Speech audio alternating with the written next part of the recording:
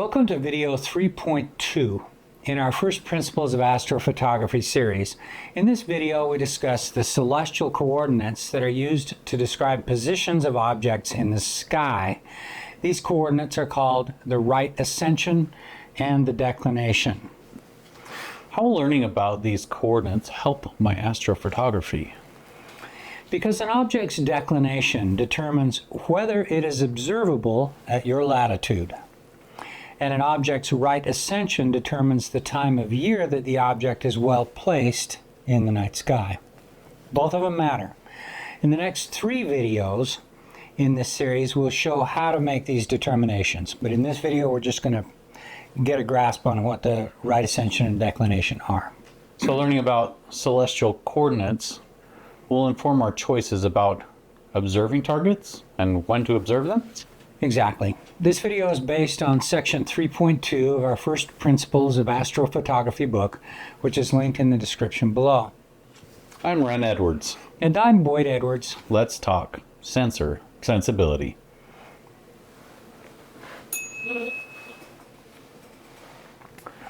All right, Principle 15, Celestial Sphere. The celestial sphere is a large imaginary non-rotating sphere that surrounds the spinning Earth, with the north and south celestial poles directly above the Earth's poles, and the celestial equator directly above the Earth's equator, and the northern and southern celestial hemispheres directly above the corresponding hemispheres of the Earth. So here's a depiction of the celestial sphere. So here's the Earth, with its north pole up here and its south pole down there and its equator around here. The celestial sphere is a large, it's imaginary. I mean, stars aren't pasted on a big sphere. Some are closer and some are farther away. But in order to get around in the heavens, in order to try and get an idea about where things are, if you're only talking about angles between things, then it doesn't really matter how far they are. They're 10 degrees apart. You can find them in the sky.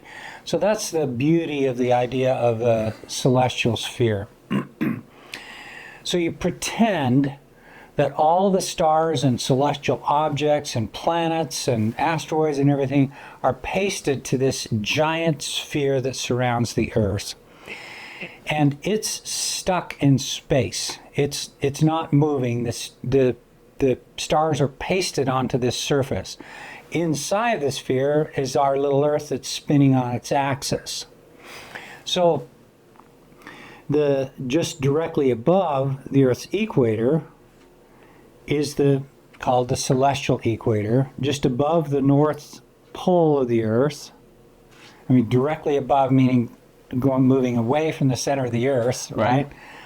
And directly above the south pole is the south celestial pole, right? And you see the constellations that are pasted on this surface. 16, ecliptic, Exactly. an eclipse. Yes.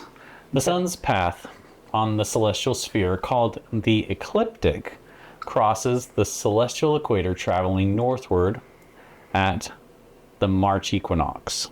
It reaches its northernmost point of the June solstice, crosses the celestial equator traveling southward at the September equinox, and reaches its southernmost point at the December equinox. Well done.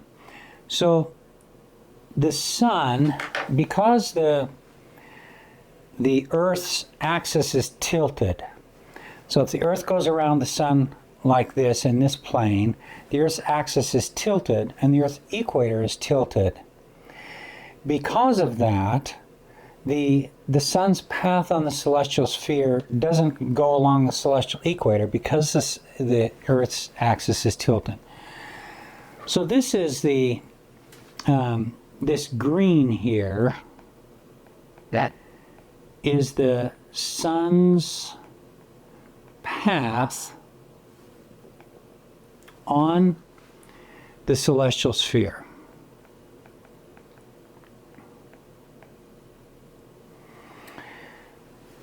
So as Ren read, the sun, this is the sun at the March equinox.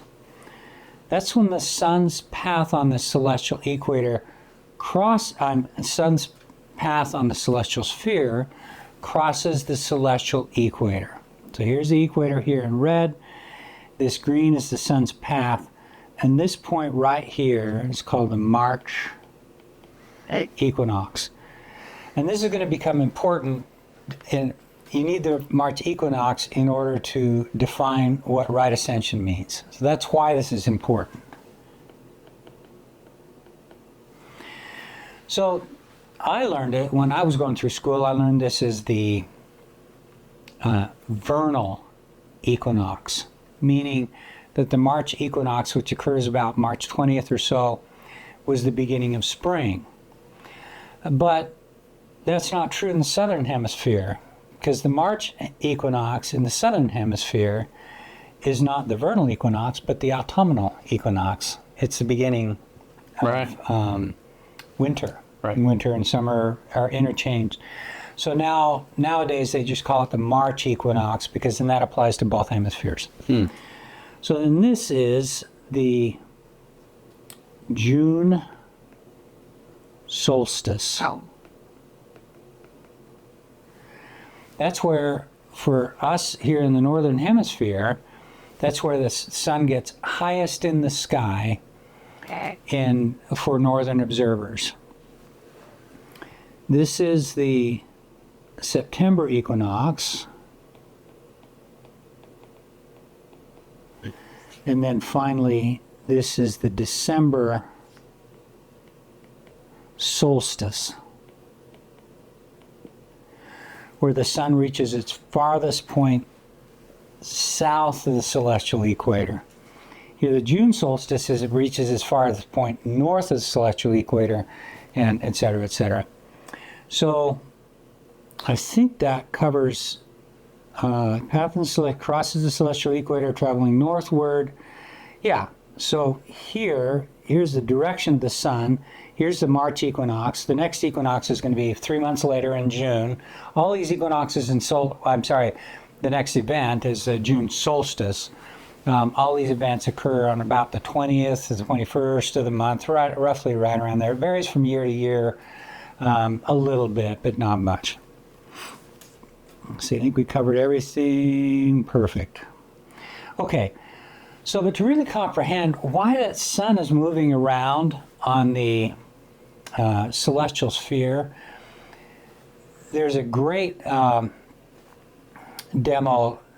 on Wikimedia Commons, which is a great source of figures and diagrams that we've used heavily in this video series and in the book.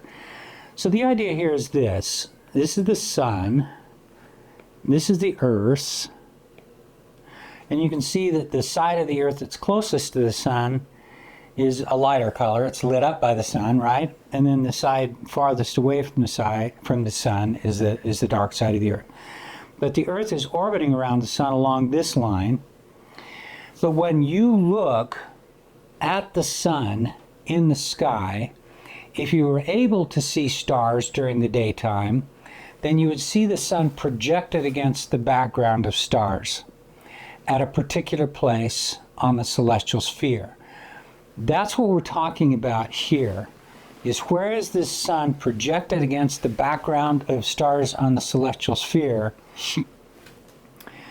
So at this point in the Earth's orbit, the sun is projected against the background of stars right here.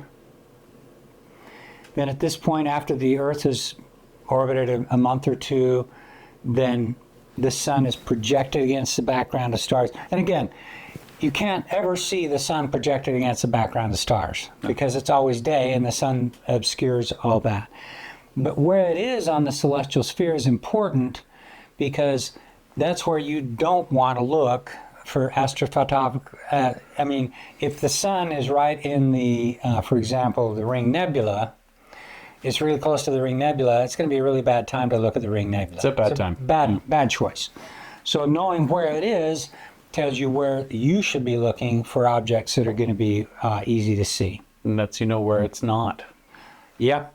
If you know where it is, then you know where it's not, because you're going to look in the opposite direction for objects you want to see. And that's actually what we talk about in a future video. So, perfect. Yeah, that explains this sun's path across the celestial sphere, and it's called the ecliptic. And you know, I'd never really thought about it, but that word must definitely be related to eclipses, because that's where eclipses are going to occur, somewhere along that line. So, well done. Celestial coordinates. Principle 17. Principle 17. Positions on the celestial sphere are described by the declination. I'm not going to bother with the... That's a delta. It's a Greek letter delta. delta. It looks a little bit like a D. You can see it's kind of a D with a little curly on there, but that's a delta. Right. And that's no coincidence, because declination, delta, duh. Duh. Yeah. Duh. Okay, Yeah. fine. Duh. An angle measured northward from the celestial equator in degrees. Degrees. Arc minutes and arc seconds. And the right ascension, sideways fish. Yeah, An that's angle an alpha. measured. That's a Greek letter alpha. Ah. So that matches with the A in ascension. Yes, it's It a does fish. look like an A. Yeah. Yeah. Mm-hmm. An angle measured eastward from the March equinox in hours, minutes, and seconds. Well done. So the declination is an angle measured northward from the celestial equator. So let's take a look at that. Here's the celestial equator, the red line here.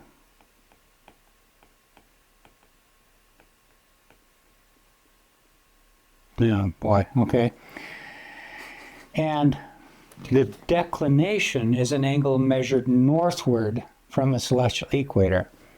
And that should remind you of a particular coordinate that we use on the Earth that's measured northward from the equator, called the latitude. Oh, right. Latitude. Sure. So declination, here's how I remember it. Latitude is like a ladder, like we talked about in a previous video. The ladder whose rungs, if you climb the ladder, you're going to go northward. Declination is the same kind of thing. It's climbing these rungs. There's a 15 degree latitude, 15 degree declination, 30 degree declination.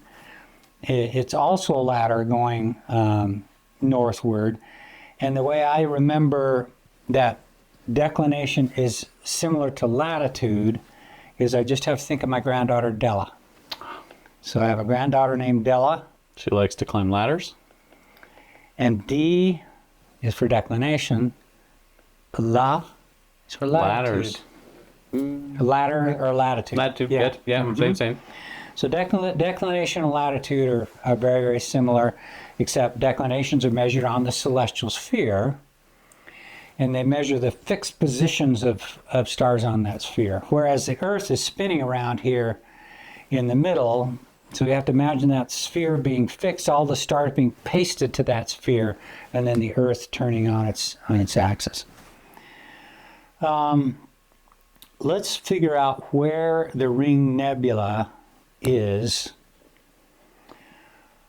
on this celestial sphere.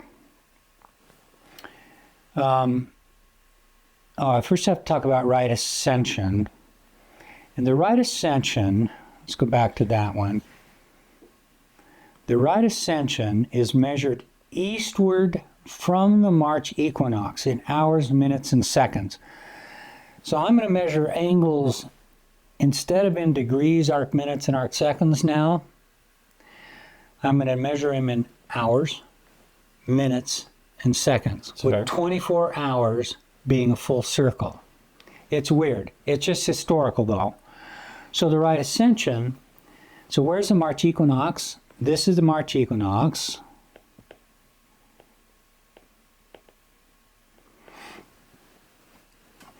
And we're measuring lines of right ascension, those are like longitude lines. There's 1 hour longitude line, or 1 hour right ascension line, 2 hours, 3, 4, 5, 6, 7, 8, 9, 10, 11. And then you come all the way around here, 22, 23, and 24 hours corresponds with 0 hours. So that's right ascension. So let's figure out where the Ring Nebula is. The right ascension is 18 hours and 53 minutes. So the 53 minutes is pretty close to 60 minutes, which would make the right ascension of the Ring Nebula right around 19 hours. So this H stands for hours. Normally they use a superscript to describe these right ascensions: hours, minutes, and seconds. But these are not the same things as degrees, arc minutes, and arc seconds, because there's 360 degrees in a circle and 24 hours in a circle of right ascension. All right, so the Ring Nebula is right around 19 hours. So this is 1 hour, 2, 3. Here's 22 hours. Here's the 18-hour line right there. You can see it kind of in the background. So 19 hours would be right about there. Well, as well, if you were using degrees, wouldn't we just go from 0 either way? Yeah. At the meridian? Yeah, we could. Well, the prime meridian doesn't work here. You need something that's fixed on the celestial sphere. Right. And the prime meridian is stuck to Greenwich, England, and it's rotating with the Earth. Right. So, but this meridian that we're using is the meridian that passes through the March equinox. Right. So, 19 hours, declination is 33 degrees. So would that put the Ring Nebula in the north celestial hemisphere or the south celestial hemisphere? Well, it's a declination of 33. With a declination of 33. I was paying attention. I didn't good. Look. No, north. In north, because it's a positive number. Yeah. We're measuring 33 degrees north. So here's 15 degrees north. Here's 30. So 33 would be about right here. So it's going to be somewhere over here, whatever. Sure. But each celestial object that you want to look at has a particular right ascension and declination, and that's what you need to know where it is and whether it's going to be visible at your latitude. Principle 18. Celestial coordinate variations. The celestial coordinates of the Sun, Moon, planets, asteroids, and comets change appreciably over the course of a year. The celestial coordinates of stars and deep sky objects such as nebulae, star clusters, and external galaxies outside of our galaxy. Yeah, outside of our galaxy. Do not. Yeah. So, going back to this diagram, the reason why the celestial coordinates of the Sun vary throughout the year is what? The Sun isn't moving. Well, the Sun is moving, but the Earth is orbiting around the Sun.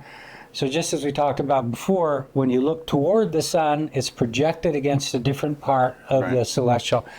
The same thing happens with planets. So Venus is in orbit around the Sun, the Earth's in orbit around the Sun, and they're moving relative to each other. And when I look at Venus, I'm going to see it projected against different parts of the celestial sphere as a function of time. And so that's what this is all about. The Sun, Moon, planets, asteroids, they change over the course of the year. The Sun makes one complete trip around the celestial sphere every year, but stars and deep sky objects like nebulae, star clusters, and external galaxies do not. In a previous... they don't change appreciably, but they do change because we're all rotating. Yes, they do change, and there's something called proper motion. I mean, these stars are not fixed to the sky. They're moving a little bit. Some are coming toward us, and some are moving away, but they're 9 billion times farther away, 9 billion Earth radii away from us, and so a tiny bit of movement back there is not going to be really seen. Right.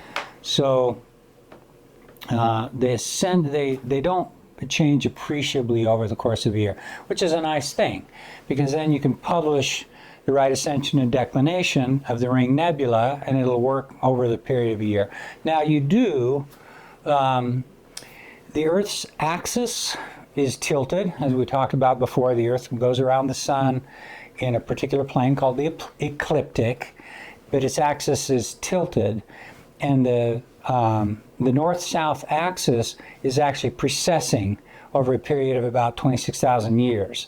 And so the little bit of precession means that the North Star right now is no longer going to be the North Star in about 1,000 years, and that the right ascensions and declinations of all the deep sky objects are going to have to change a little bit. And so about every 50 years, the Astronomical Union will publish new coordinates that take into account the precession of the Earth's axis. Thanks so much for watching. And we'll see you next time.